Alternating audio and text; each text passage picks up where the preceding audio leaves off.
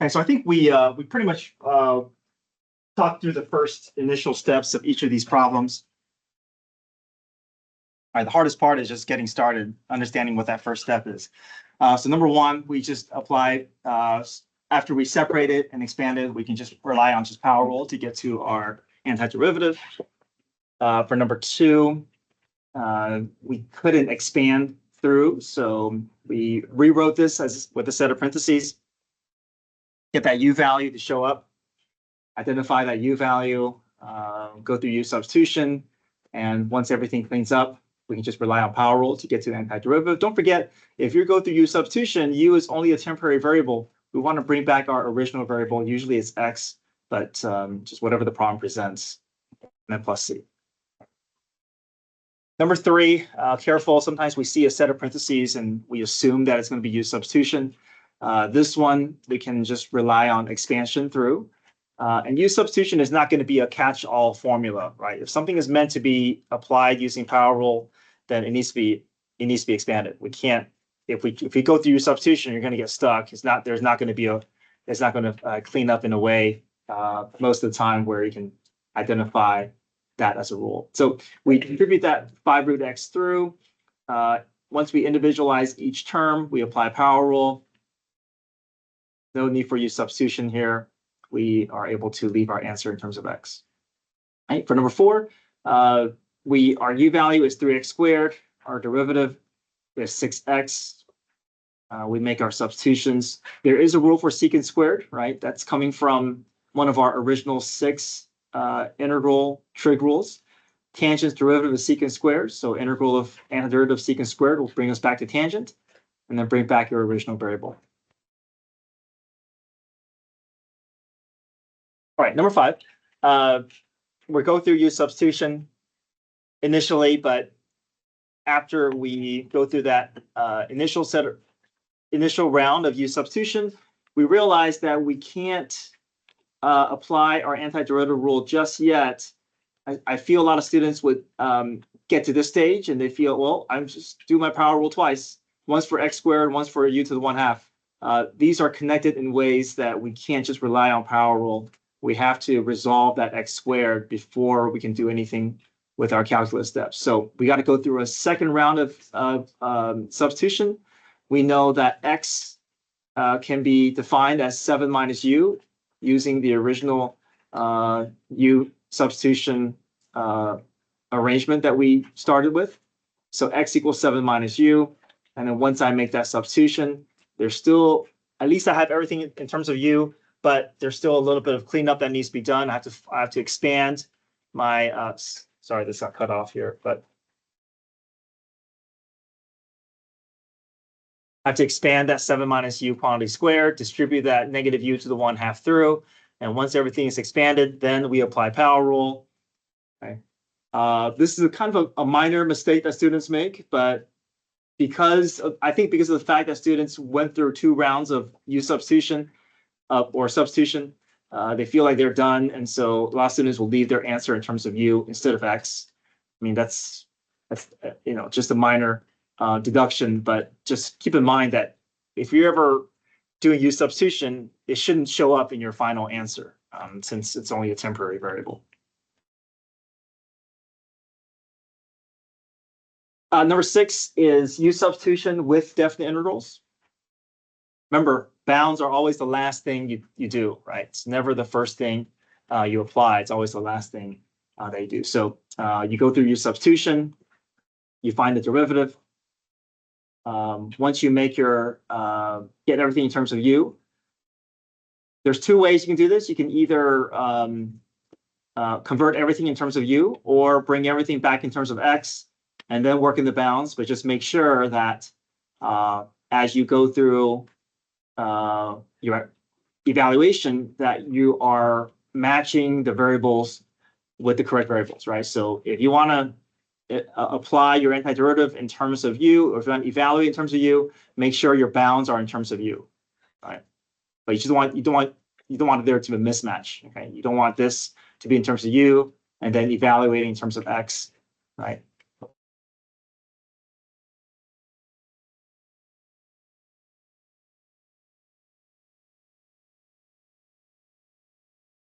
Okay, next page. We went through second theorem for 7 and 8. For 9 and 10, the strategy is that we want to graph these absolute value functions and just think of this as adding two triangles rather than going through power rule. Okay. I do want to work through number 11 with you, so I want you guys to walk me through the steps. So we know for number 11, we know our relationship derivative-wise, right? Position to velocity to acceleration, but our antiderivative will take us from acceleration to velocity up to a position. So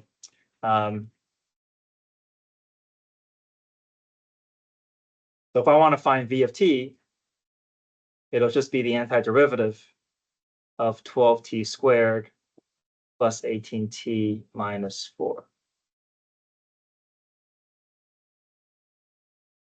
Okay, all right, so let's walk through this step here. If I take the antiderivative of this acceleration expression, what am I going to get? 12t squared becomes 12t cubed over 3 plus 18t squared over 2. Okay, minus 14.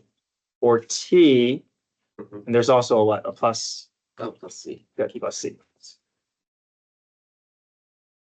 So we have our general equation, but we do have an order pair at velocity level that we can plug in and solve for c.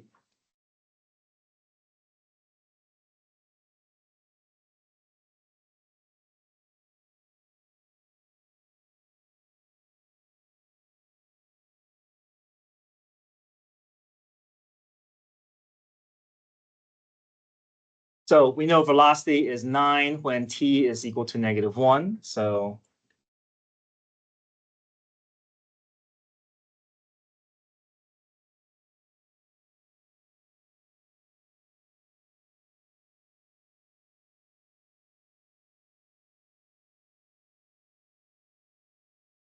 c ends up just zeroing out here. 9 minus 9, -4 plus 4.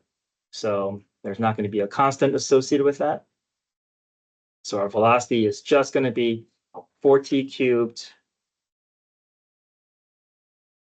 plus 9t squared minus 4t. Okay, so this brings us up to our halfway point where we have to take our antiderivative once again to get to our position, reach up the position level.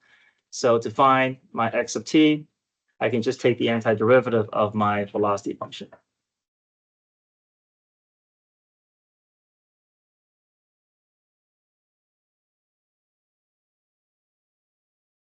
Okay, 4t cubed becomes 4 over 4. Plus 3t cubed over 3. minus 4t squared over 2. Plus c. Yeah, plus c. You can do c sub 2. You can use plus k. If you want to use a different constant, I can do plus c sub 2. Okay, we have an order pair at the position level. So 3 goes in for position, 1 plugs in for t.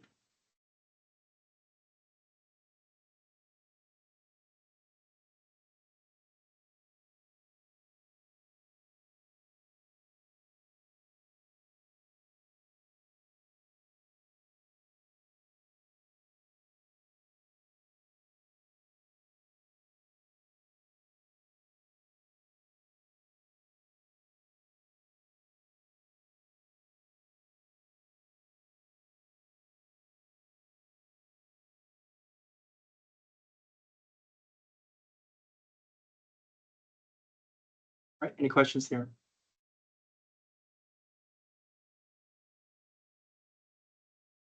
Right, number 4, number 12. The graph shows semicircle, triangle, and squares. Find the average value. So average value, this is average value theorem.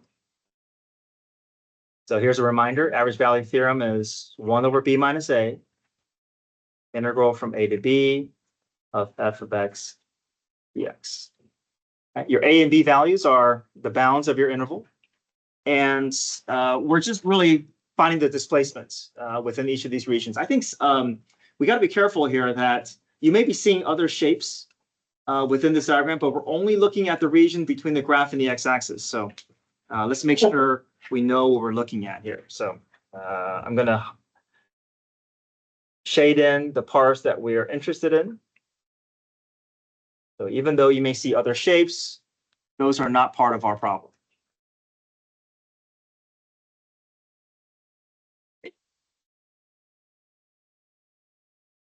So basically we're doing this, right? Imagine that these are all varying heights between -1 and 1. And we're just trying to figure out what is, if we're averaging all these heights, what is the average height amongst all of these y values? Okay, so 1/5 minus -2, integral from -2 to 5 of f of x dx. So we can figure out this piece, right? Add up all these values here. You got area of a triangle, area of a square, a semicircle is below the x-axis, so that's going to be a negative value, right? 1/2 pi r squared.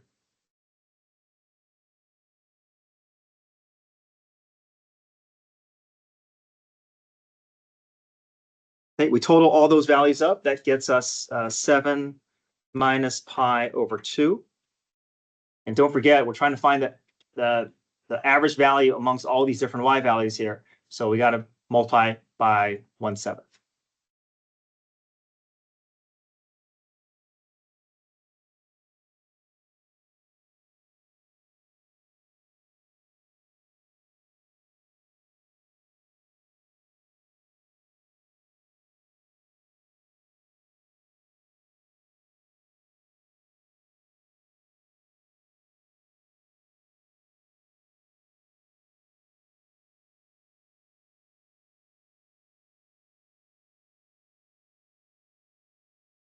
Okay, let's go to worksheet 2. This is page 5.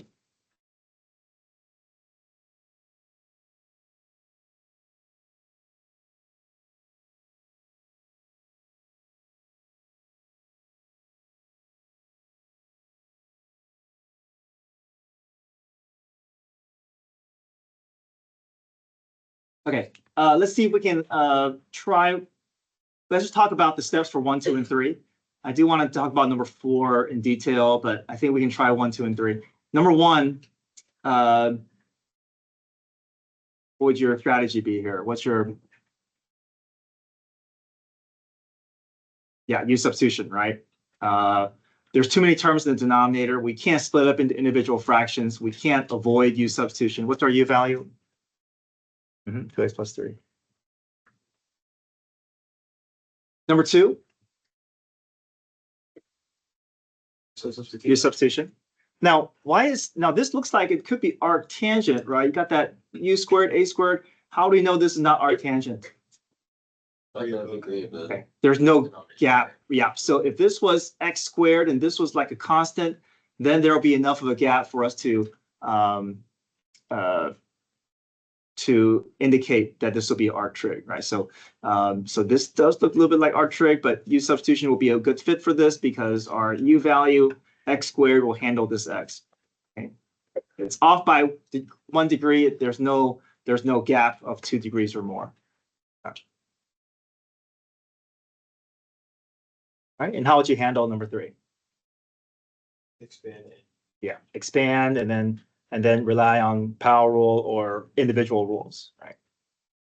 So we can split up first. Right, no use substitution. Okay, all right, try 1 through 3 first.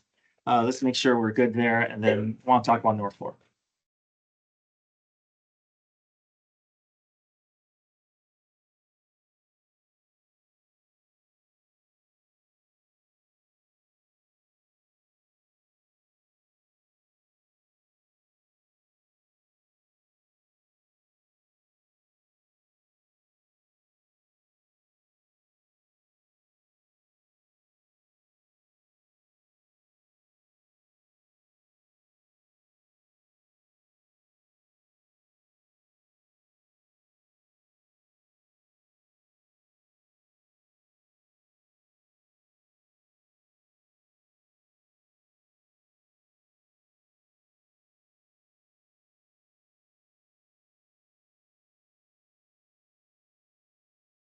There are some long division for the active. It looks like an expert looks one, expert one. Single one.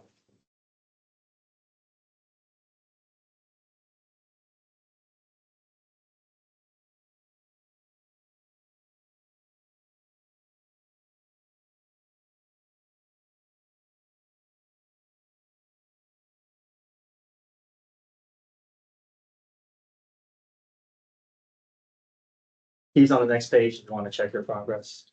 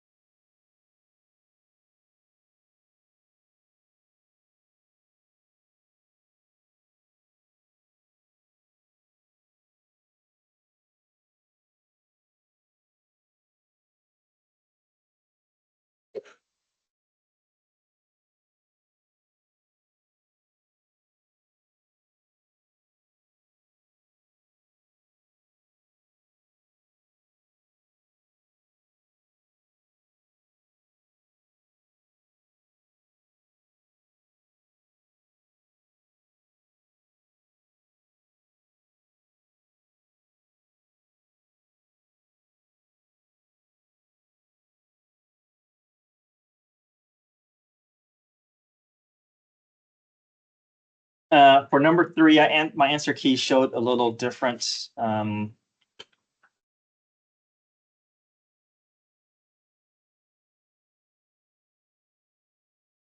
a big deal. It's just the way I'm presenting it now is I'm always splitting up into individual fractions. If you want to bring that x up to the top, you can. The reason that I don't present it that way anymore is in the past when I would bring it up to the top, I would see students forget to distribute through the 2x minus 5. So that's why I always just split up into individual fractions, and that way you're always forcing yourself to involve the denominator with every numerator term that you see. So, but if you want to bring it up to the top like I did in key, that's fine. Just make sure you remember to distribute that through the entire numerator. It's not just impacting the last term, it's impacting the entire expression. Check your keys with 1 and 2. Hopefully those are pretty straightforward. Any questions, 1 through 3?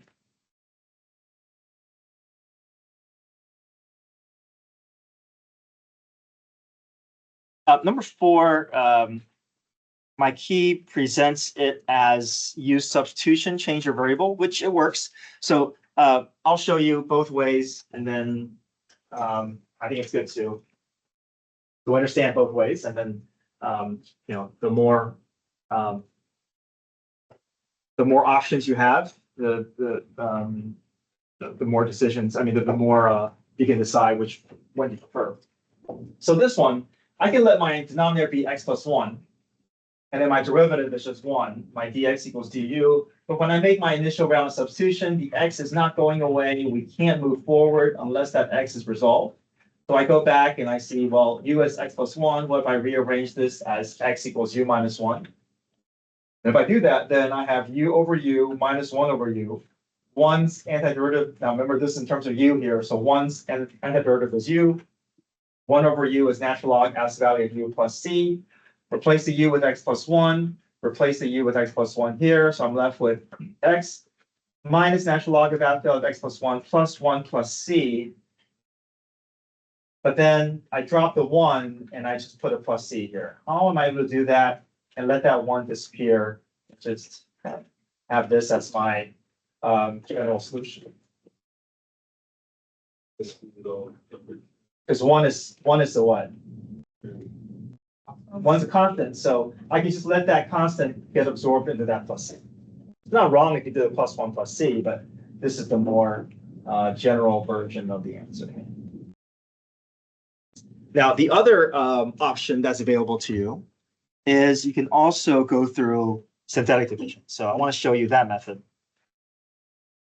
So synthetic division is good fits if you have a linear expression in the denominator, but more than one term. And then the numerator can be any, or it has to be at least the same degree or higher. So if you look at numbers 7 and 8, these are more of, these are more what I would expect most synthetic divisions to look like.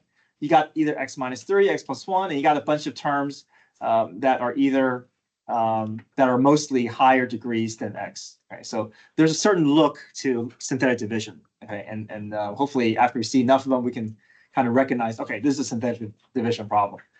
But technically, number 4 can also fall into that synthetic division, which I think is a little faster than going through use substitution, change a variable. So let me show you that method. I can set that denominator equal to 0, get x equals -1. Pull the -1 outside a half box, and then indicate just the coefficient in front of your variable. X is 1, and then there's a constant of 0. So first drop the 1 below. 1 times -1 is -1. 0 plus -1 is -1. So we haven't found the answer yet, but we know that every degree is going to fall by 1. Initially, this was x to the first power, and now this is just going to be my constant. So it's just going to be an integral of 1 minus, this is my remainder, 1 over x plus 1, because I can't divide any further. But these are nicely split up. 1 is a power rule. This is a little bit of u substitution, 1 over u du. So it ends up being natural log absolute value of x plus 1.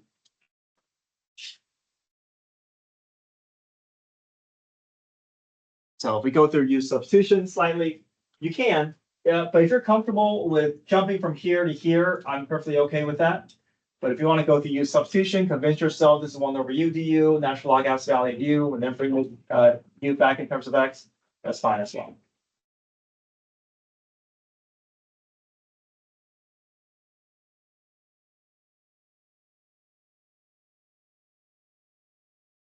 Okay, number 5. How would you approach number 5? Use substitution. U value being what? Natural log of x, yeah. And if we think about the derivative for natural log of x, the derivative is 1 over x, and that 1 over x should handle that with that x down below. Yes.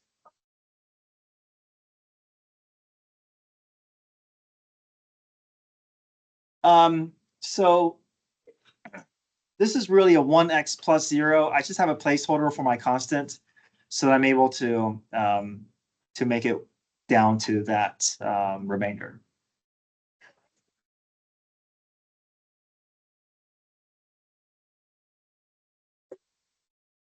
Oh yeah, this is for my numerator, right? Yeah, so my numerator is just x. I know it's such a simplified problem. Most of the divisions have more than one term, but that's just a single term there is after that 0.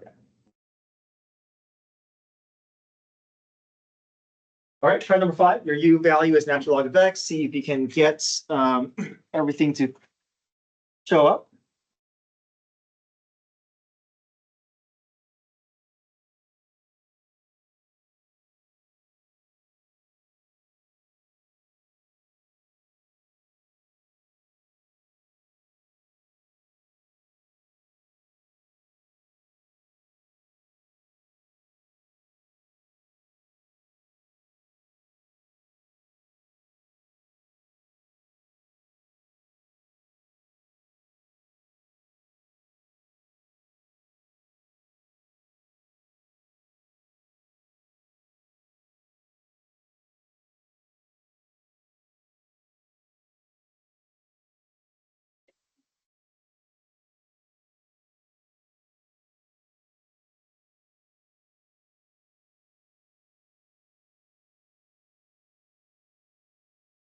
Okay, what about number 6?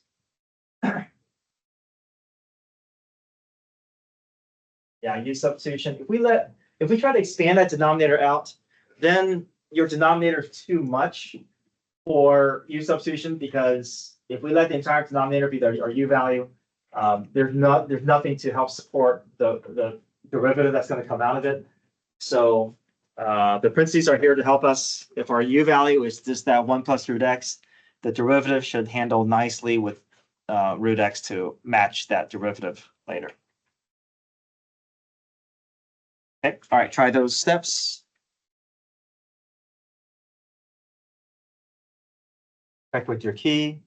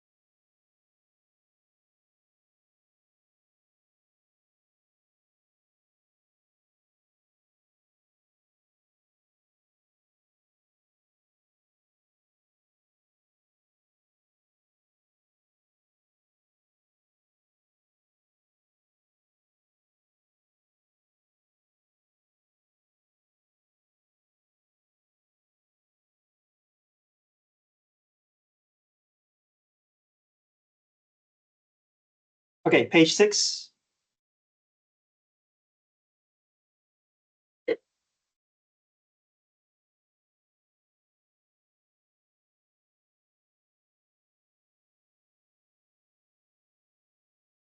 Okay, so page 6, let's just identify what our first steps are going to be for each of these problems.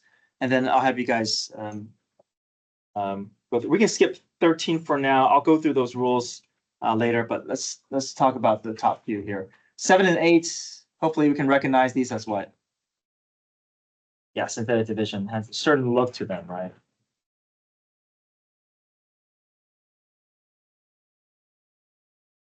Okay, number 9. Use substitution. Okay, there is something that is a little that I want to make sure that we understand. This is going to end up giving us something in the form of like du over u squared. What rule do we have to go through after we go through use substitution? Good, power rule. This is not natural log. You may be tempted to think natural log. You see that u in the denominator, but remember, it's only u to the first power in the denominator. Do we use natural log? Any other rule, you got to bring it up and go through power rule. Yep. So u sub, but then after that, make sure you do power rule and not natural log. Okay, number 10. Use substitution. What's your u value? Yeah, I think some students have a little bit of trouble with this because this is not a rule that we are as familiar with. I think we're familiar with e to the u, but we're not as familiar with a to the u. So a to the u would be like a constant raised to variable. So like 5 to the x, or in this case, 5 to the secant of x. We need to recognize this as an a to the u rule. Okay. I think we're more comfortable with e to the u, but we're not as familiar with a to the u. Number 11, the substitution. U being the exponent. Number 12, also U substitution. But we know the bounds are the last thing that's getting applied, so we got to go through the full U substitution step, bring everything in terms of X, back in terms of X, and then plug in our upper and lower bound. And then for 14, how about 14? Yeah, what's our U value?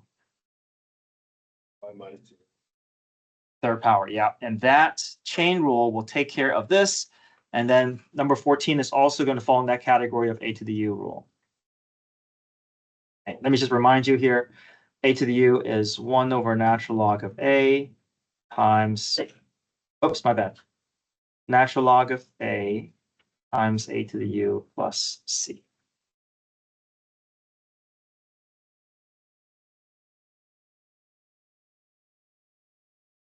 Okay, let's see if we can spend 10 minutes to see how much of this we can get done.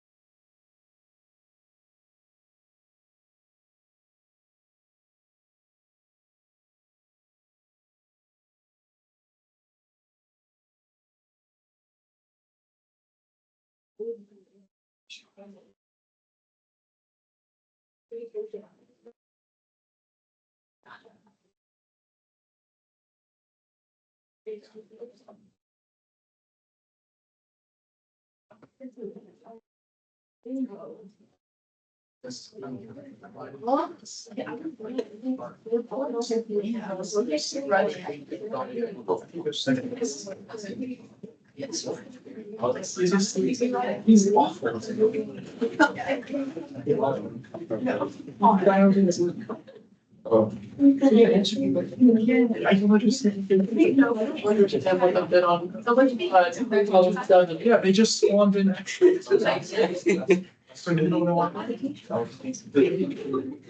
They actually was like. I remember seven. Back here. Say how much world? That's just not just one time, so you could put it back. That's just like, that's the way of dividing.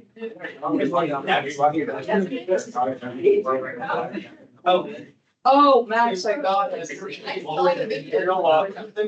Yeah, I don't like it. Look at those products right there. Now, that's the idea. So like, just one less. Yeah. Max, it's actually really. Yeah. I never just don't. It's so true. I know. Oh, just like. I'm so sorry. Yeah,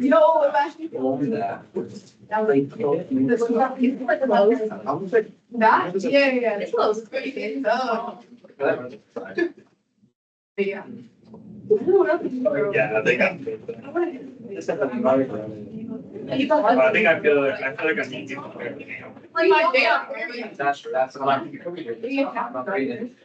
I just asking for a lab girl and then like four who's like the whole chapter. You know what I mean?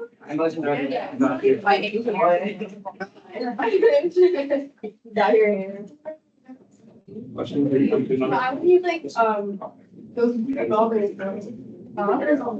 What? Oh, yeah. Oh, you can pull over the revolver. Oh, yeah. Well, can you do a job or my stuff? You can maybe only do something. Absolutely, you're gonna go. Are you kidding? Okay, good. I was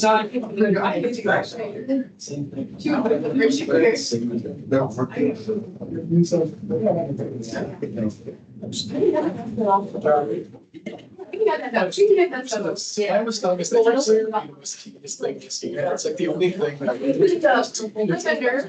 Someone should be. Oh, I actually don't. Yeah, I guess. You?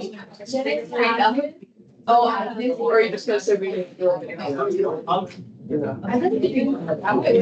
Yeah. To be honest, it's not long, but. Yeah.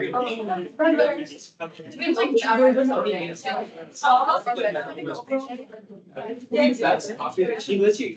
Did you over? It's back to that. Once you wire it out. The whole review packet, or is there? Well, it's not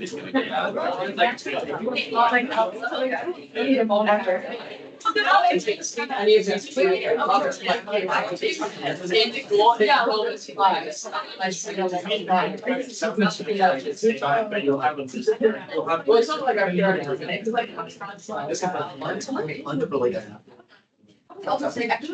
Yeah. It's like.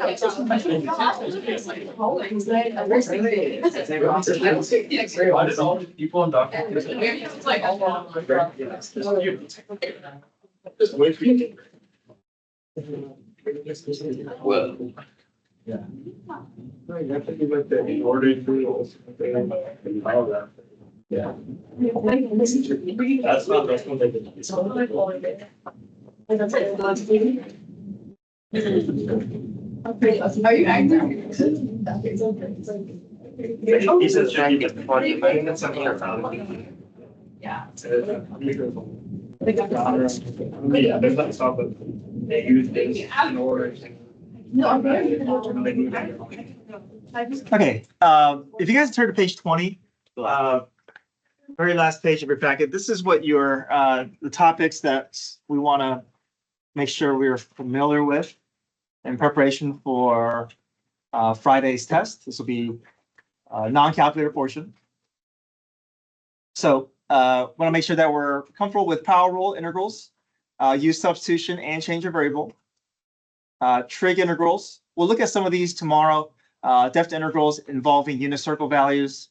So use substitution, depth integrals, we'll look at that tomorrow.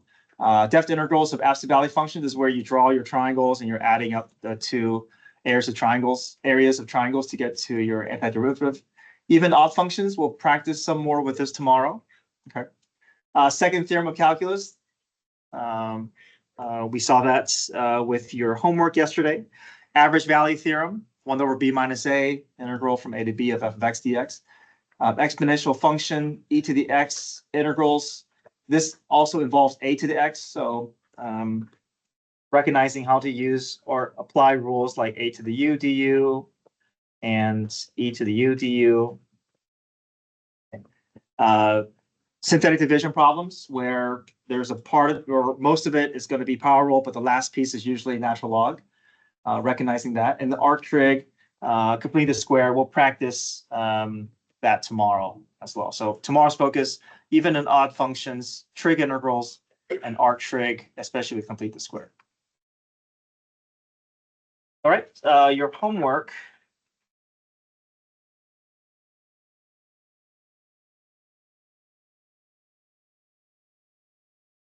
Will be page 9 and 10, page 9 and 10. I'll send out a reminder this afternoon. Okay. All right, come get your phones. I couldn't sure. Okay, appreciate it. Thank you.